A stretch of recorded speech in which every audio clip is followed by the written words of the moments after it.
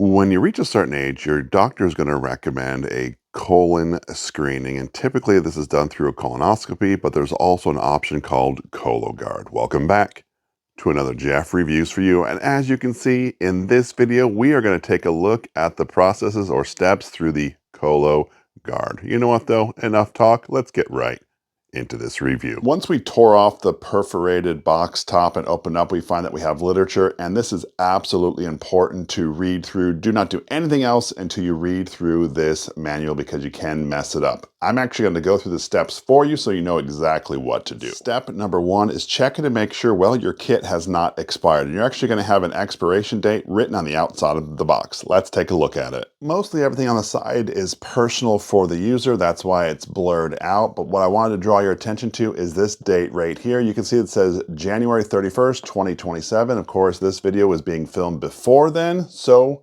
we are good to go. Continuing on with step one, we want to make sure we have our guided instructions, which is right here.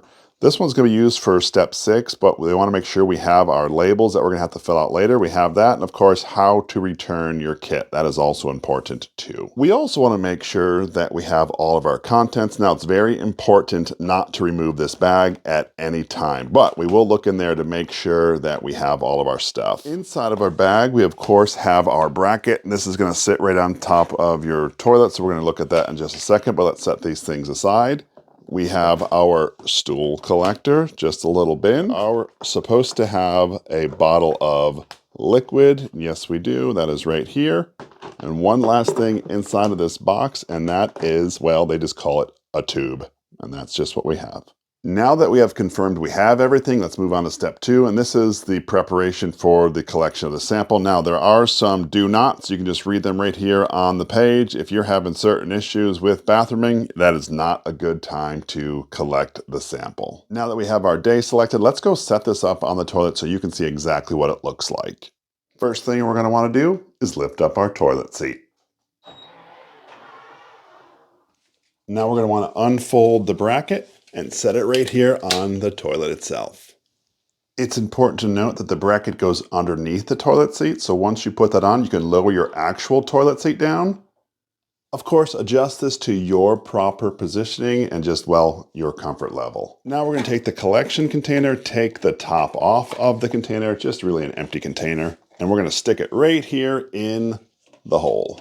Now how it fits down there in the bracket? I just wanted to show you what it looks like before you get started, but it's time to do your business. So I'm just going to use some Kit Kats, and well, they just go on into the bucket. It's important to note that you do feel the bucket as you're sitting on the toilet seat, just so you're aware of that. Once you're done, you actually take the bucket out. Leave the lid off for now. Lift the toilet seat and throw away your bracket. The next part requires you to get a little hands-on, so you're going to take the tube, you're going to unscrew the top of the tube, and once you have that, you're going to have like a little device that has like scrapers on the end. Now, this is just a demo, so what you're supposed to do is go down here and just scrape in here as best as you can, making sure just the tip of this is covered, and then you stick this right back on, and you seal your tube up just like that. Next, you're going to take your liquid, unscrew the top, dump all of the contents into your bucket here, and then put the lid on tight. We want to make sure that the bin has a very tight seal and there are no gaps here on the side. Slide it back into your box. Now it's time to fill out the labels exactly how the example is. There's 2 different labels. We're going to take one of these off once completed and put it on the top of our bucket. We're going to take the second one and wrap it right here around this tube, and now put the tube right back in the box. Now we're going to want to close up the bag, Ziploc it closed, close the box entirely. We are going to peel off this little red protective cover because that has a sticker adhesive, and that's going to hold the box down.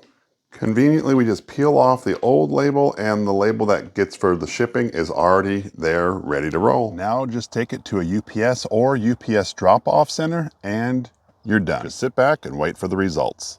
It's important to note that results take between 8 and 10 days, and they're sent to your healthcare provider, although you should be able to view the results yourself at the online portal. If you're interested in the Cologuard system, check with your primary care provider. This is Jeff with Jeff Reviews for You. As always, thanks for stopping by, and I hope you have a great day.